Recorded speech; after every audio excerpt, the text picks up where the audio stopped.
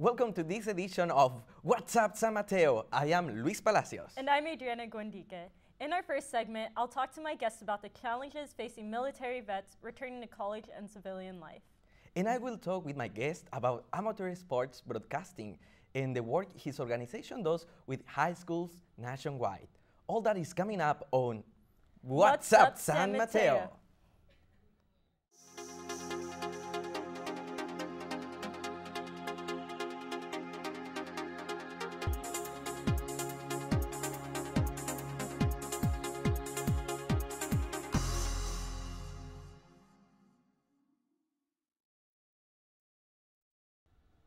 Today we're here to discuss the challenges that veterans coming home from tours overseas face in readjusting to civilian life. Being at war can take a toll on those who serve, and not all of their scars are physical. We have heard about and seen the tragic results of not treating those scars.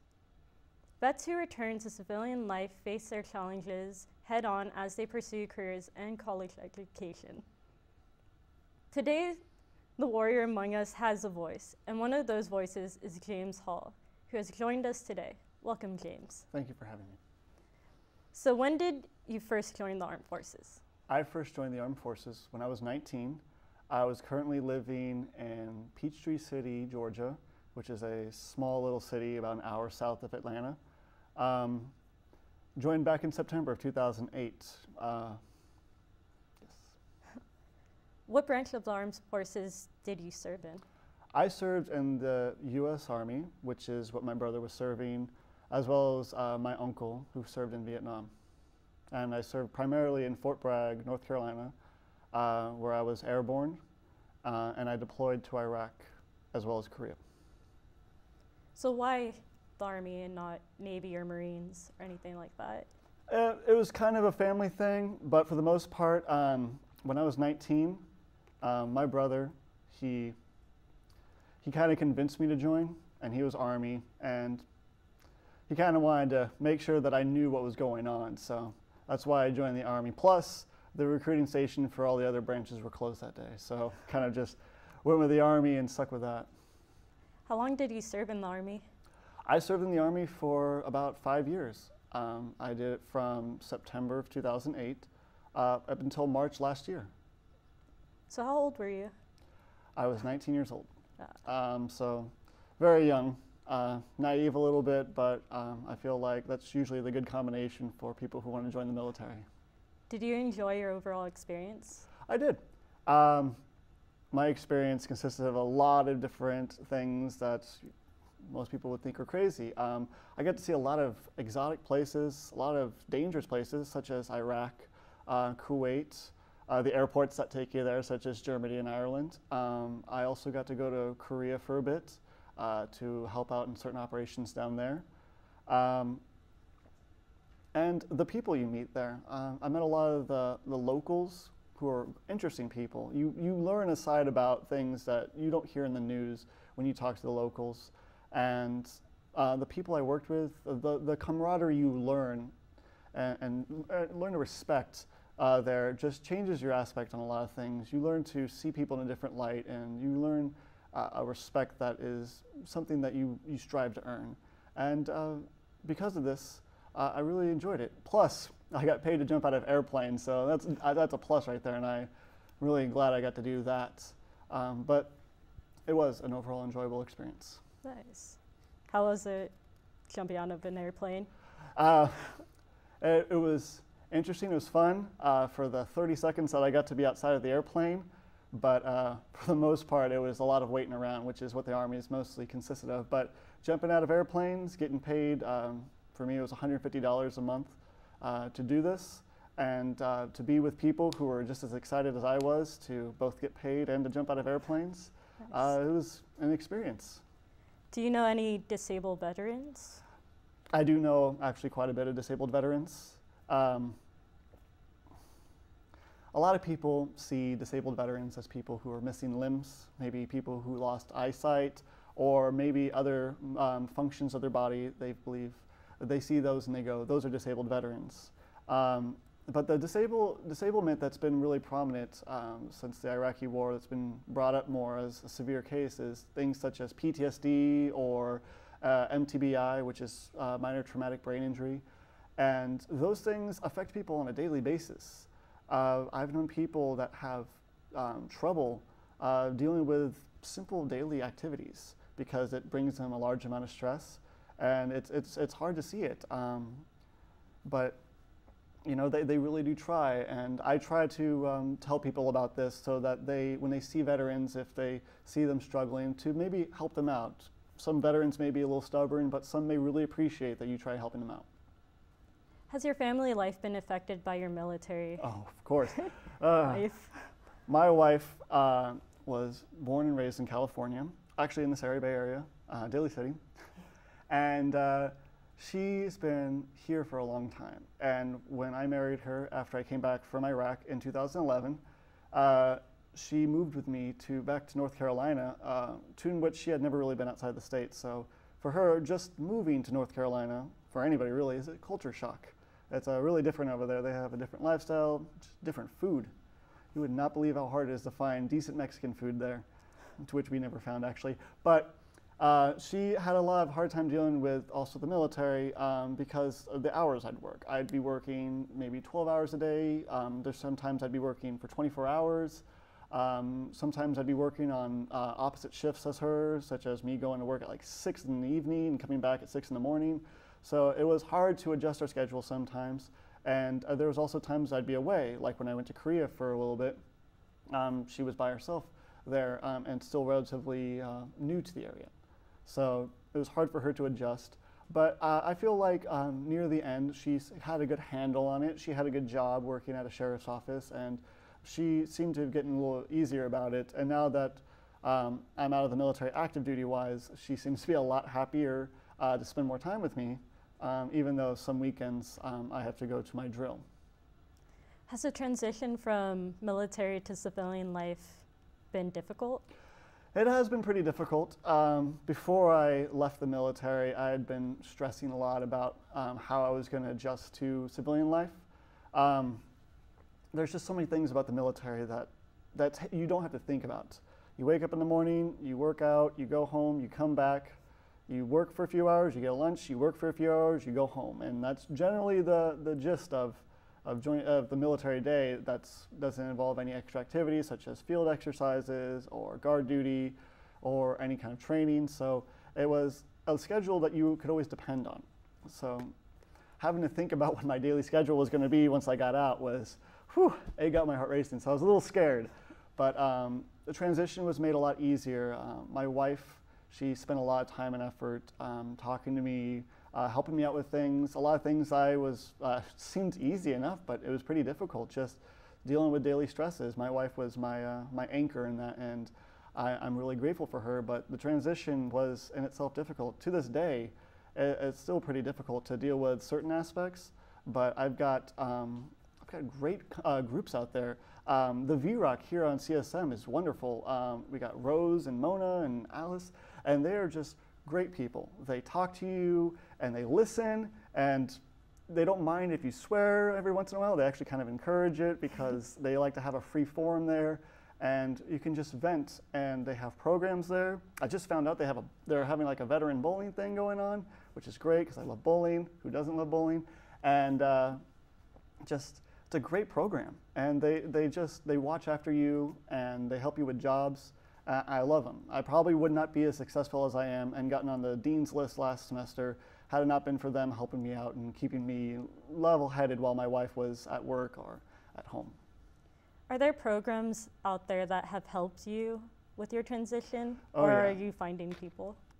When I first got out, I was kind of unsure about that, but having came here, I talked to a lot of veterans, and they pointed me to a lot of programs. The VA, which is Veteran Affairs, is a program designed to help soldiers when they get out of the military to be able to adjust to life, and they offer a range of anything that you need to help as long as it's within reason, but they do go out of their way to try and help you, and they assisted me with therapy sessions, counseling. If need be, there was some things that like stress relievers, like I think they have acupuncture if you're into that. That's one of the things they offer. Medication if you really need it. And they even have sub-programs. There's a place called the Vet Center, which I go to, and they have great people to talk to, great veterans from every war that people are still alive in. And you get to hear a lot of different perspectives. Sometimes just talking to people is great. And again, for people that are out there, I've got friends that have been in the military. I've got friends that I've tried to help out the military. Again, the VROC, they're great people. My wife, some friends that were here, because I used to live here before I moved to Georgia.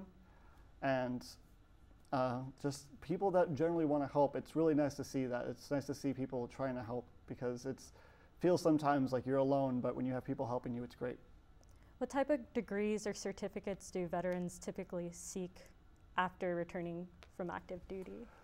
It really depends. A lot of the MOSs, which are military occupation specialties,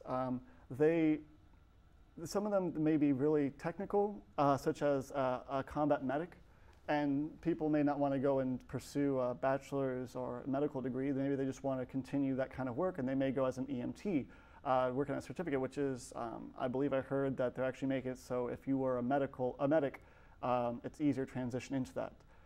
So some people just get certificates, some people, they'll get apprenticeships.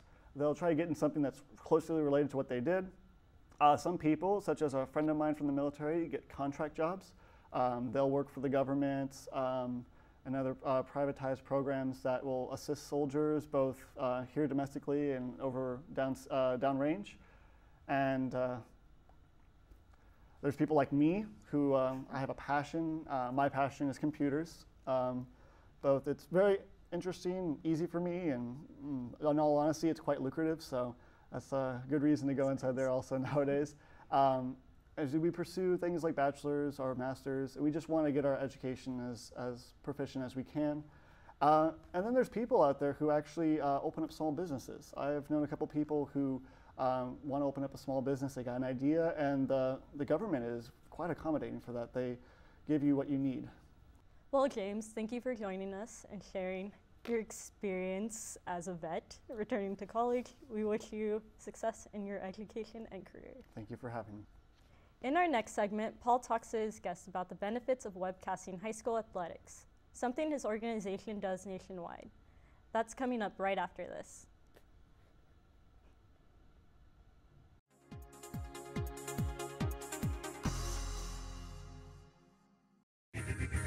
There is a whole other world out there that makes life possible on Earth. Yet it remains one of the biggest mysteries to mankind. Learning about it just got easier. Don't just read about it in books. Don't watch others do the exploring. Experience astronomy for yourself at the new state-of-the-art planetarium at the College of San Mateo. The sky is no longer the limit. Don't just watch TV, make it.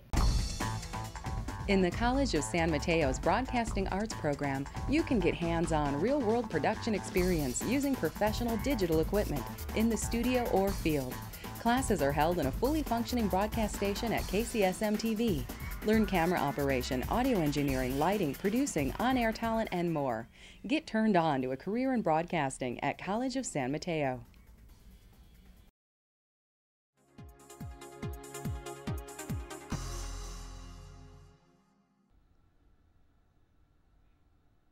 Welcome to the second half of What's Up San Mateo. Today, we have a very important guest here to talk about the exciting field of amateur sports broadcasting. Joining us today is Patrick Childs, the Regional Director of Broadcasting Operations at Coaches Aid. For those of you who are unfamiliar with Coaches Aid, it is a national amateur sports broadcasting corporation with a local office in the Bay Area. Mr. Childs, welcome. How are you? Hey, thanks, Luis. Thanks for having me. It's a pleasure to have you. How are you? Good, doing great. It's nice to have you here. So we're going to talk about a little bit about your background before we start with the interview and the questions about Coaches Aid. So can you share us a little bit about you? Yeah, so I originally got into sports broadcasting when I was just a young boy. Sports broadcasting it's always been a dream of mine. So even as a young kid, I would watch Yankees games and usually turn off the volume and commentate over the game. Same thing with playing Madden on PlayStation 2. I used to love to turn down the volume, turn off John Madden and Pat Summerall, and would become the new voice of Madden 2000. So, it's always been a dream. I've always wanted to get into sports commentating. And in college, got into the sports broadcasting club on campus at Guilford College in Greensboro, North Carolina, a long way from here. But there I really got the experience from broadcasting, commentating basketball, soccer, softball, lacrosse, and that's really where I grew a passion for commentating. Nice. I think it was kind of my history as well, because when I was a kid, I started out doing the same thing, turning off the volume in the television and just talking about. Well, it's a great way to get experience initially. Definitely. It's very easy. And how exactly did you get started with Coaches Aid? I was living in Colorado. I just moved there after college, wanted to go to media school in Boulder, but I was actually coaching soccer in Boulder for a girls' high school team. And one of the assistant coaches heard about this position with a new company, Coaches Aid, looking for experienced broadcasters. So I ran for it. I really went all in, started as a contractor. So I told them, I said, hey, I want to commentate on every single game that you have. And they threw me in, and I'm glad they liked me. Like I said, I started out as a contractor, and within a couple months, they hired me full time in Colorado, and then eventually moved me out here. So nice. How long was it that you moved here in the Bay Area? So I moved out here. It's funny. It's been pretty much a year. Wow. So March 21st is when I moved into my first place in the Bay Area. And what is your position right now at Coaches Aid? So my position is the Director of Operations.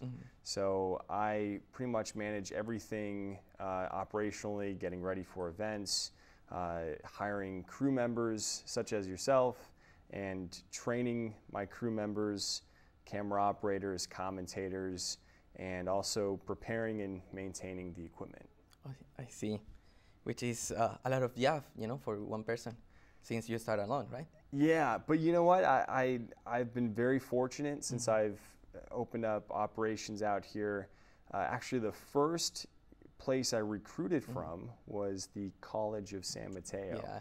Actually, I think I was sitting in this same seat when I told everybody here at one of the classes, your class, about Coaches Aid. I remember that day too. And so I've been blessed with a great crew, lots of passionate broadcasters that came from College of San Mateo and also other schools in the Bay Area. And now that we are talking about that year, can you explain us what is the mission of Coaches Aid? So, I think the best way to explain the mission of Coaches Aid is to describe what Coaches Aid was like in the very beginning, how it started. Our corporate office is in Colorado, but we actually started broadcasting as a company in Oklahoma, which not a lot of people know. And the reason they opened office actually originally as a blog and forum website. Their mission was to cover and give coverage to the smaller high schools that weren't getting coverage from bigger media outlets, especially for football. Oklahoma football is huge. So a lot of these smaller schools were not being covered. So that's what Coaches Aid came in. They started writing about these smaller schools and giving them more coverage.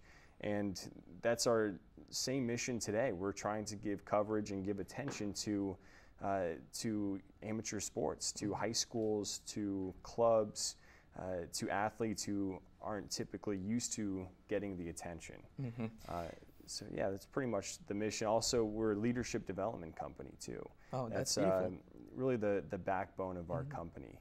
And we try to intertwine that into everything we do, from broadcasting any given soccer game to any sport that we do. We try to always punch in the leadership aspect and try to really change the idea of a student athlete. Yeah, it is so beautiful that Coaches Aid is focused on young people. You know, they need that attention also, and that makes them play better when they record. You know. Right. Yeah, and it's exciting. I mean, think of back when you and I were playing youth sports, soccer. Even as young as 10 years old, we broadcast.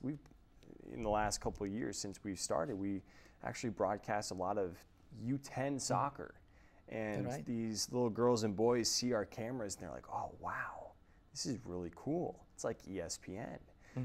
So it's something that I wish I had when I was a youngster playing sports. Can you name some sports that Coaches Aid cover? You know, it's funny. We don't have any limitations. Obviously, our main sports that we typically cover are basketball, soccer, baseball, softball. But this past weekend, we were broadcasting an event for USA weightlifting. Wow. We did a weightlifting event this weekend, which is a lot of fun. And badminton, we've done Irish tap dancing, you name it. If a sport, if a club or a school wants us to cover any sport, surfing, miniature golf. And how is the workflow when you are there? You know, it has to be organized. And I have, like I said before, I've been lucky to have a good crew behind me. And one of the things that I've learned is that you always have to have a strategy. Everybody needs to know their role. That's right. So for any given Coaches Aid broadcast, we have a couple commentators, play-by-play and color commentator, and also one or two camera operators, and also a rig operator. So, and a crew chief. So the crew chief is in charge of the crew. He or she is telling people what to do and organizing. But everybody should know their role, should know what they need to do. Yeah, that's right. It is the best for the company.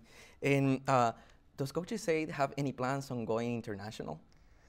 You know, it's not out of the question. I think that first we're focusing on the United States and trying to expand. Right now we are we just opened up a state in Nebraska, and we're only doing a few games a month, or actually maybe one game a week for Community College League in Nebraska. But so that makes us operational in 6 different states.